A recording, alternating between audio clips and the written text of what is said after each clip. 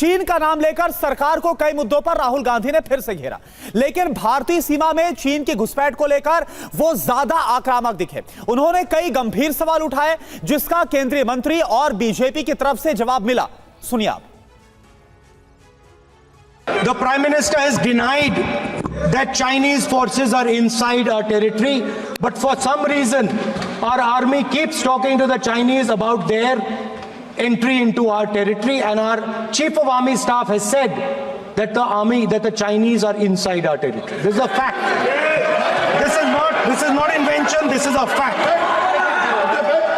Now, but the reason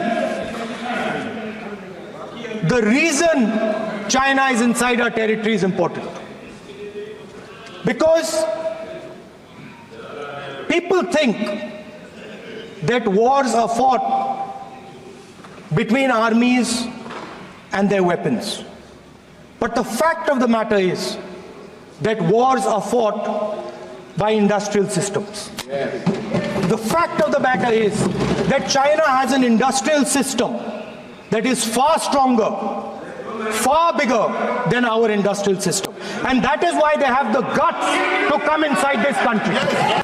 उन्होंने अपने मन से कहां से खोज के निकाला कि प्रधानमंत्री जी का स्टेटमेंट को आर्मी चीफ ने खारिज किया है। ऐसे कैसे कह सकते हैं?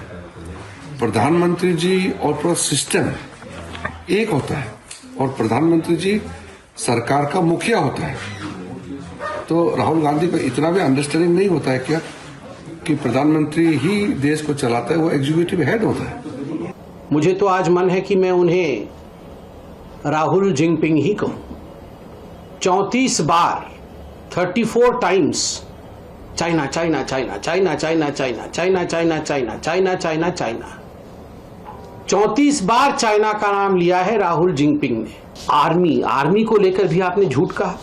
आपने कहा कि आर्मी प्रधानमंत्री के बात से सहमत नहीं है और चीन हमारी जमीन को हड़प रही है। चीन ने जमीन हड़पी जवाहरलाल नेहरू के कारण, जिसने कहा अक्सई चीन में तो घास भी नहीं उगता है, दे दो चीन को। शिवम त्यागी हमारे भूभाग पर चीन की घुसपैठ का मुद्दा उठाया और 4000 स्क्वायर किलोमीटर पर चीन ने घुसपैठ कर रखी, ये बोल रहे थे राहुल गांधी। देखिए, मुझे थोड़ा सा समय दीजिएगा। सबसे पहले तो ये कांग्रेसियों की एक खास तौर पर गलत आदत है, वो ये कि शूट द स्कूट करते हैं और भाग जाते हैं।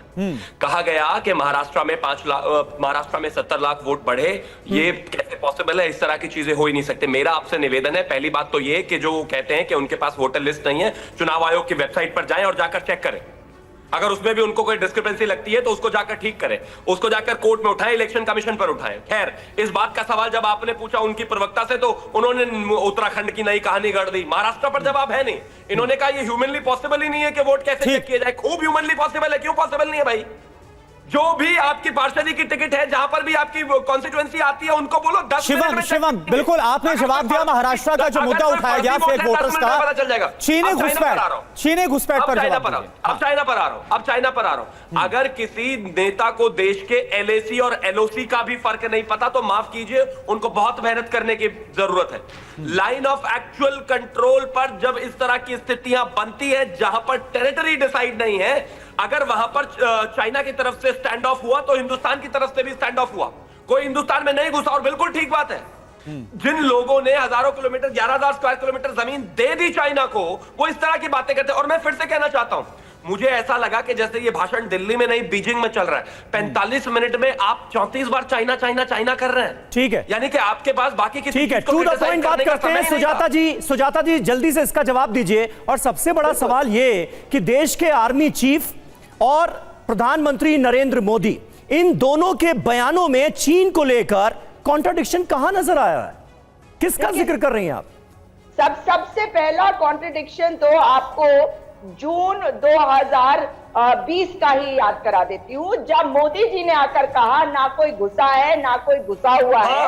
तो उसके बाद राजनाथ सिंह जी ने संसद में खड़े होकर इस बात को झुठला दिया था, जब उन्होंने कहा कि हमारे सैनिकों के साथ क्या हुआ था गलवान में। क्या ये झूठ है? क्या आपको याद नहीं है? और जो इतनी दौर की वार्ताएं हुई SCO समिट में, जो हमारे विदेश मंत्री हैं वो जाकर वार्ता करते हैं चीन के विदेश मंत्री से, वो जी। क्यों कर रहे हैं? वो इसीलिए कर रहे हैं क्योंकि घुसपैठ नहीं। हुई है। जो हमारे यहाँ आया वो यहाँ आकर अगर 2 कदम पीछे हटा तो भी हमारी जमीन उनके कब्जे में आई। भूल गए आप कि लद्दाख में किस प्रकार से एक सोशल एक्टिविस्ट बैठे रहे सोनम वांगचुक और कहते रहे कि मैं आपको दिखाना चाहता हूं वो सारी जगह जो चारागाह थी हमारे जो चरवाहों के लिए, उस पर कब्जा करके बैठी हुई है चीन। मगर उस दिन इंटरनेट भी बंद कर दिया गया, उनको रोक भी दिया गया।